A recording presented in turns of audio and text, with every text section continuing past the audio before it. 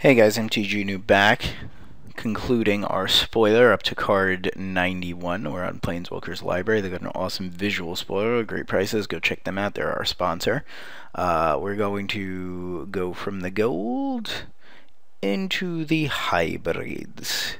So let's start with a good biomass mutation. X green blue. So you get to choose if you want to play green or you want to play blue. You want to play double blue? Play double green, play one of each. Sounds good. Instant, rare. I'm very happy that this card is rare. Creatures you control become XX until end of turn.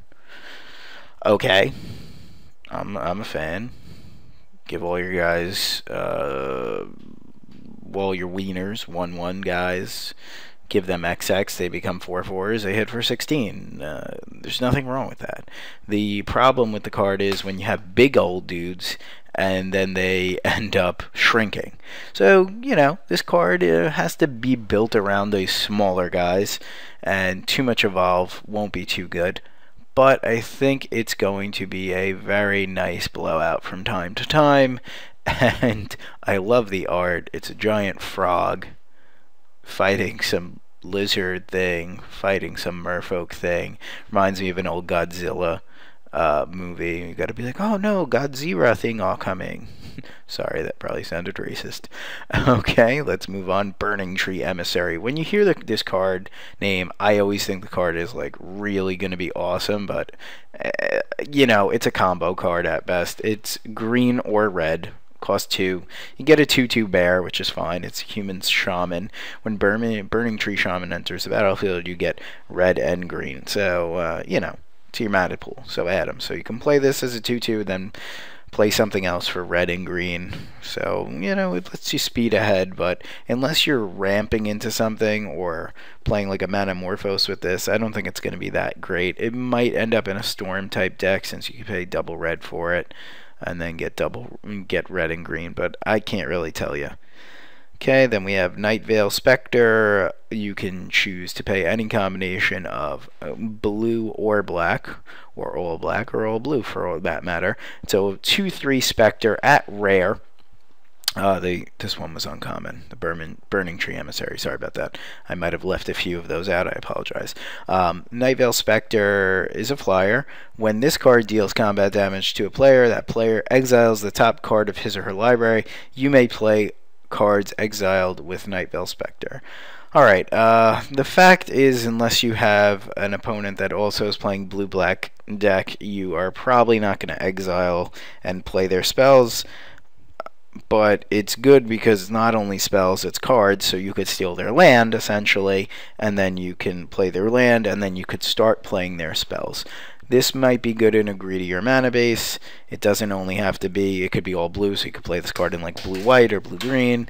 It'll just be very difficult to cast.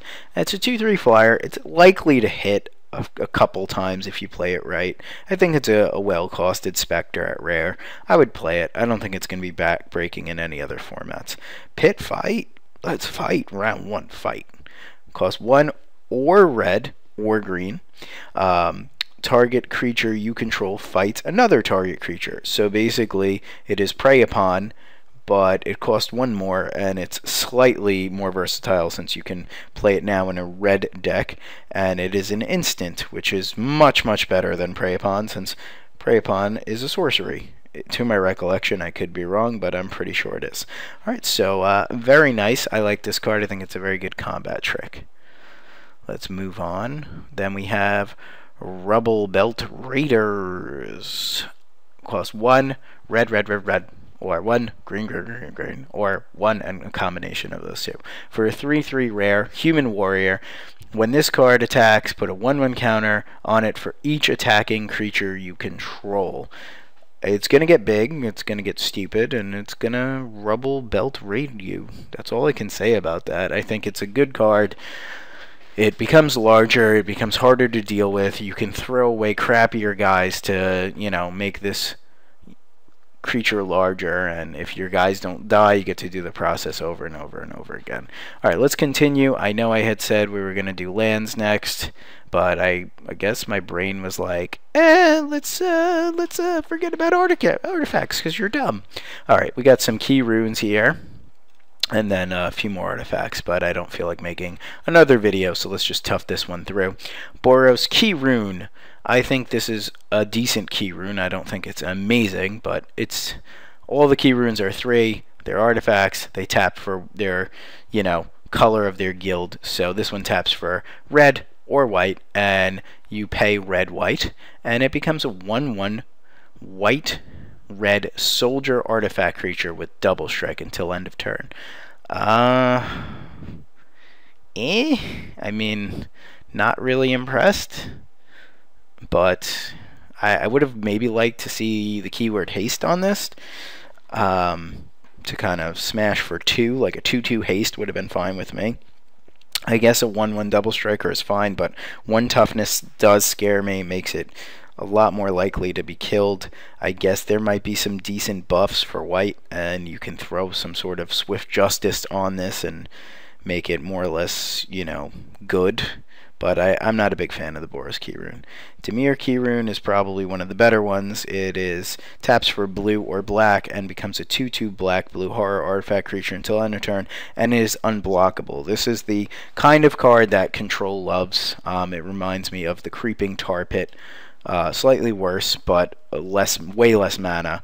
It's slightly more vulnerable to removal since it's an artifact versus it being a land, and a 2/2 unblockable is nothing to scoff at, and it ramps you, which is all the key runes do, but this one does very well, since the next turn you'll have a 2/2 unblockable and 3 mana if you want, if you play your land, of course.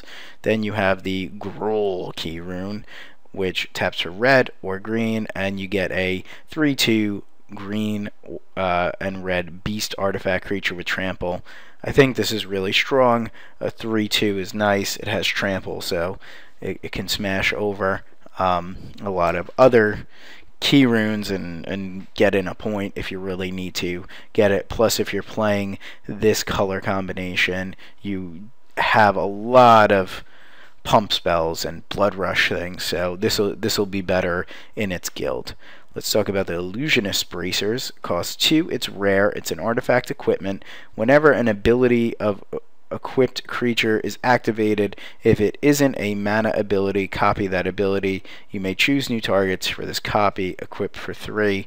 This more or less wants to be coupled with some sort of come into play ability.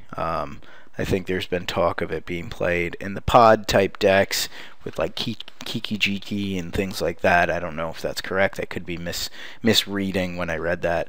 But you know, you want to have things that don't make mana and you want to get their extra abilities, then this is your equipment of choice. I think equipping for 3 is kind of just gonna be really hard to do, but it might be really good and worth it. The other one is the 3 blue red chemist guy, Mercurial Chemist I believe is the name, from RTR. That will be really good on him as well. Simic Key Rune. We have green and blue, taps for either green or blue, and becomes a 2/3 blue-green crab artifact creature with hexproof, which I definitely like. I like the fact that it has hexproof. It makes it much harder to kill. They can also try to kill your artifact with artifact destruction, and in response you could change it into a 2/3 crab, like a transformer, and then give it hexproof, and that'll be really sweet. Alright, let's talk about the guild gates and the shocklands. There's nothing really too special. I'm not going to spend much time on these since they're more or less the same thing as RTR but different colors. You have the Boros Guild Gate, comes into play tapped, red or white. It produces Breeding Pool is the Simic one. You can pay 2 life to have it untapped, taps for green or blue. Dimmer, Guild Gate, comes into play tapped, taps for black or blue. Godless Shrine comes into play tapped unless you pay 2, it gives you white or black. Grohl Guildgate comes into play tapped, red or green. Orzhov Guildgate comes into play tapped, gives you white or black. Sacred Foundry, you can pay 2 to have it untapped. When it comes into play, gives you red or white. Simic Guildgate, green or blue, tapped. Stomping Ground, red or green, you can pay 2 to have it untapped. And finally, Watery Grave, you can pay 2 life to have blue or black come into play. I think the Naya based ones are probably going to be worth the most initially. The Grohl one and the Sacred Foundry, since Boros and Grohl, like make the Naya colors, are going to be really, really sexy. I also think Breeding Pool is going to be a good one for people that want to play modern and need these cards. So definitely lands retain the value and are very good, and you should be happy to open these. Alright, so that is 91 cards of awesomeness. Thank you to our official sponsor, planeswalkerslibrary.com. They have our very sexy visual spoiler. It's updated daily. Go check them out. They have great prices. They're great people. Check out our site, theMTGnoob.com. Head over to our forums. Talk about all this good stuff. And as always, thank you for watching. Please check out theMTGnoob.com.